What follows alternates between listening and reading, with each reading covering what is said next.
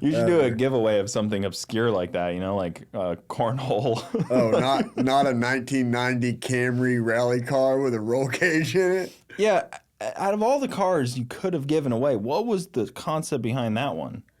What are you talking about? There's no concept to any Jimmy Dale video. Every single one is just like, hey, I'm here. My phone's charged. Let's do something. You don't have like a big vision board of like all your different... No. And then I'll watch, You ever write anything down before you... No, dude. You become a YouTuber. You start YouTubing. You're like, I got to watch all these Mr. Beast podcast where he talks about how to be a most efficient version of yourself, and you watch Cletus on podcasts or people talk about making content, and then you go to make your own content. It's just like Yeah, you kind of have to carve your own path.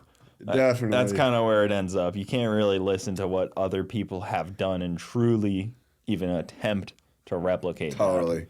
Yeah, I've really enjoyed YouTube.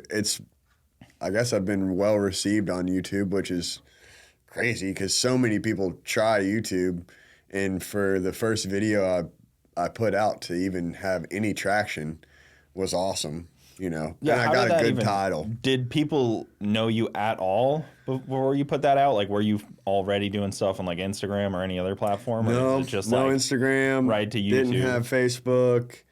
I had my personal Facebook, but I didn't have like Jimmy Dale Racing Facebook page. And you know what it was? It was like, okay, I'd spent a whole year. Do you know Barrett Green? Big Hat Mafia? Yeah. I don't know him, but I know of him. Okay. Barrett Green and Michael Hollis, two hometown heroes back from where I'm at. They both called me one day and they're like, hey, bud, what's up? You want to go be on Street Outlaws next week? Yep. So we did the Street Outlaw deal. Famous guy phone call to get. Oh, dude, it felt great. Yeah. So I tell my old lady, and she's like, that's so cool. This will be awesome. So we go do Street Outlaws, film one episode. We're home, and all my buddies, because I got a bunch of fast buddies because I'm from no prep, small tire stuff. Famous guy. No.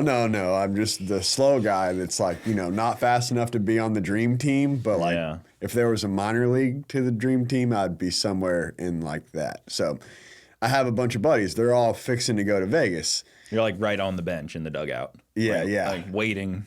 Yeah. Put me in. Like that movie where the kid can hit a home run, but he can't run the bases.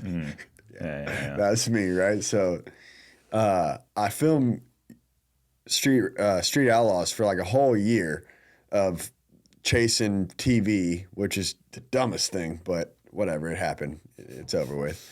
It was a good experience. Yeah, for sure. Showed me how not to do it. And so I did that whole deal. And in the same time, I start working for Nitrous Express. And in working for Nitrous Express, pretty much like they sit me down, they're like, look, your job title is to push the company as far forward as possible and do whatever you need to do to make that happen. So at the time, I'm watching Billy, old man. I'm watching everybody within the industry who's YouTubing and stuff. Like, oh, how can we make relationships with this guy or with this guy or, so on and so on. And how can we get Cooper to run Nitrous Express? And the first one that I really locked down or whatever was Billy and Bill. And after Street Racing Channel and Old Man Garage started running Nitrous stuff, I was just the guy who worked at Nitrous Express who was their guy, like their representative. Contact, I was their contact. And me and Bill became good buddies, talking shit every night. And he's like, dude, you have to start a YouTube channel. Like, you don't have a choice. You have to start a YouTube channel. If you don't start a YouTube channel, you'll just be a fucking has-been, a guy that was on TV one year and never did anything with it. And you're talking Bill Old Man. Bill Old Man. Yeah. He seems honest. Oh, he's honest. Whether you like it or not, he's going to give you the beans. Yeah. Even if you didn't ask for him. Even if you asked for him to not give you the beans, he's still going to give them to you. So, but yeah, he's a great friend of mine. And so he really pushed me to do the whole YouTube deal. He's like, bro, every day you don't do YouTube, you're just burning money, And back where I'm from in Texas, there's this, well, maybe down here too, it's like Ashley Furniture, I think was the place. And there were these old commercials where this guy would be like, and if you're not shopping at Ashley Furniture, you're burning money. And at the end of the commercial, it'd be like $500 and hundreds like on fire. Just burning. Just burning. If you don't chew Big Red. Yeah, exactly. So we were going to a race that weekend. I was like, okay, I'm going to make a YouTube video. So I just filmed everything that day and smacked it all together. I tried to do a voiceover in my first video. Nice. And like, you do the voiceover, you're like, oh, that's not it. Oh, that's not it. I probably did 30 takes of it.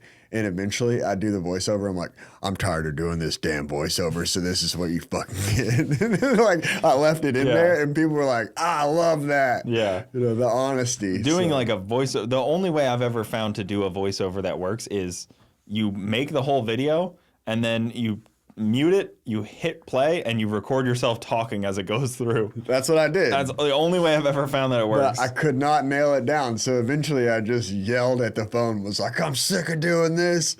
And I told them how I felt when I was doing it. People liked that. I think I got really lucky at the end of that race. There was a fight.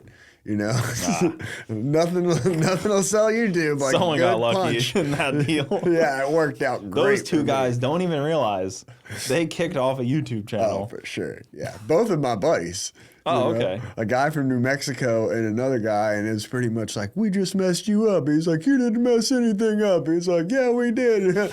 Dink! I'm tired of arguing with you. I'm gonna swing. And drag racing fights aren't as common as circle track fighting, though. No. So a little bit. If circle you're a circle track's track definitely guy, hockey of drag racing. there's a lot of fights. Yeah, for sure. Drag racers are a little more docile, I'd say. Yeah. A little bit. I like to tell people that we race with back home, like, you know what? I may be upset with you right now, but I plan on living here my whole life, and we're going to have to drag race next to each other my whole life because this is my passion. And this is what I want to do my whole life is drag race. So if we can't figure out how to get along, like, I'll stay over there on that side of the track. You do whatever the heck you want to do. Yeah. But, yeah. I've always, I'm friends with most people, pretty much everybody at the track. And I think that that's also because I'm not fast enough. I think enough. I have the same issue. You know what I mean? I feel like the guys that are really fast end up with like, beefs and squabbles with people. But like, I feel like because I'm kind of middle bottom of the pack, I'm not like making enough waves to really I think get anybody to hate now, me. if you and me rolled into the racetrack and we were thousands, not a few $100s, but thousands of dollars in the hole, the second we rolled in, the intensity would already be like, I am. Oh, you are? I mean, my car is thousands of dollars. Yeah, like I'm in the hole usually. No, I'm talking about to-go racing. Okay. Fuel, generator gas, diesel toter home gas, entries, class entries. I think a lot of people also don't realize that, like, I do this to have fun, and I enjoy racing. Right. So that's kind of the whole undertone is like fun and enjoyment. Yeah. Where some people is like competitiveness only. Oh, dude.